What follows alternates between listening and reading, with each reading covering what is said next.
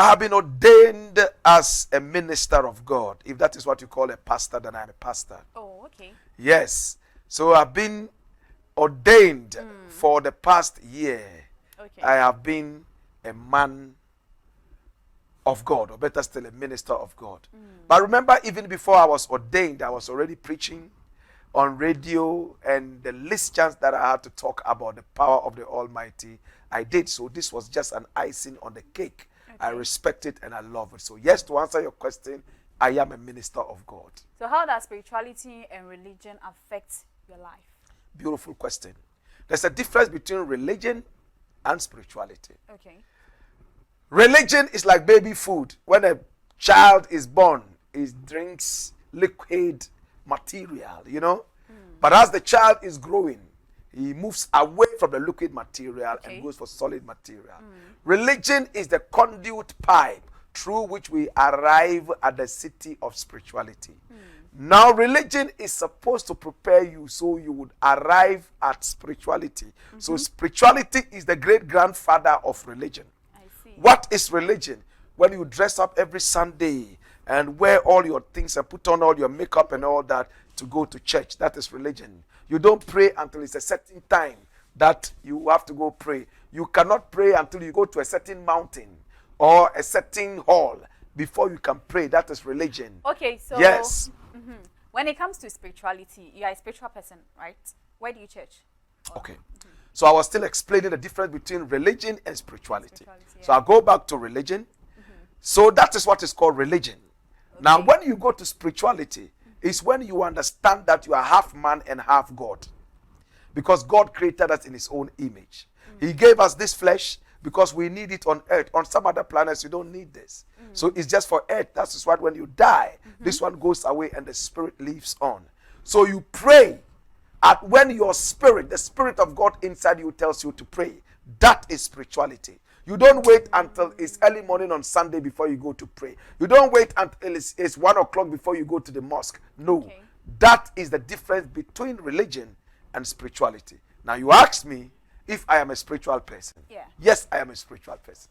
How? What makes you a spiritual person? Because I deal with the Spirit of God directly. So have you seen God one-on-one before? I haven't seen God one-on-one, but I've seen God because you are God. Okay. You are God because you have the Spirit of God in you. We are all gods. Yeah. But if you are talking about the Father figure God, I hear his voice. I feel him in my spirit. And I am guided by what he tells me. Okay. And how he makes me move. We know there are a lot of voices in the system. Yeah. Some people say we have the man voice, we have the devil's voice. Yeah. We even have familiar spirits and then God's voice. So how are you able to differentiate these? Okay. So that takes us into another part of spirituality, which I am so interested in. I have taken time to study spirituality and go deep into some of these evil spirits that we talk about. Yeah. The familiar spirits. They talk to you as if God is speaking to you. Yeah. But when you follow them, you get to understand where the Bible says that by their fruits they shall be known. A familiar spirit can lead you on to destruction. A familiar spirit is in your life for a certain achievement. Okay. Oh, at the beginning you would think that is a good spirit. Oh, it's a good spirit. But when it starts telling you to do things that you know are negative, then you know that this is a devil's spirit. But definitely familiarity means similar. Yes. So it means that they work like God. Exactly. So at the beginning you wouldn't know, the difference. So you might not know. But you would get to know if you are prayerful and you associate with the right spirit. You don't go where there are familiar spirits or the fallen angels. They are the fallen angels. For instance? Yes, those angels that were dropped from the heavens and they came to sleep with earthly women in the Bible. They are the fallen angels. Where are they? They are all over. All over.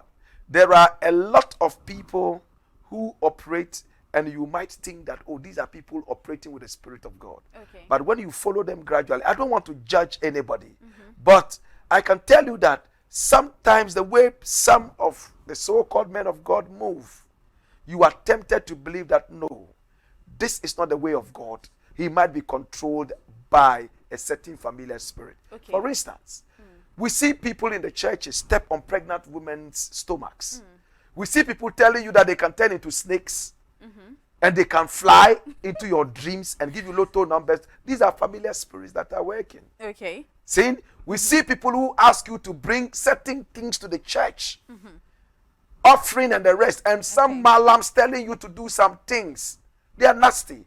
These are controlled by familiar spirits. We don't need all these things. We just need to go to God directly, speak to God in all honesty, and God will answer us. So how then are we gods, but then we die just like ordinary people? Beautiful. So that's why I said we are half God and half human. Okay. We become half human because we live on the earthly planet. That is the only planet of life. Amongst all the other planets, none of them supports life. It's only earth. And to be on earth, you need this flesh. For instance, if you want to fly, you need wings. Okay. If you don't have wings, then you might have to be in an aeroplane. See? Sure. So this is our aeroplane to fly, our wings to fly. When we don't need to fly anymore, this shall fade and melt so that the God in us comes up. So if the God in us needs the spiritual aspect of us, then how are we able to dive into the spiritual realms? Yes, we don't die. That's why Rasta people say, Rasta don't dead. Oh, okay. See? Rasta lives on. So Rasta language does not have dead in it. You don't say the late Bob Marley. You don't say that. We don't call anybody late. And we don't say the person has died. You know? Yes, we say we live on. See? That is what we do. Rasta don't die. And at the same time, if you believe in the spirit, we don't die. This body dies and goes into the earth, but the spirit lives on. I see. Yeah. This is very intriguing and very tricky as well.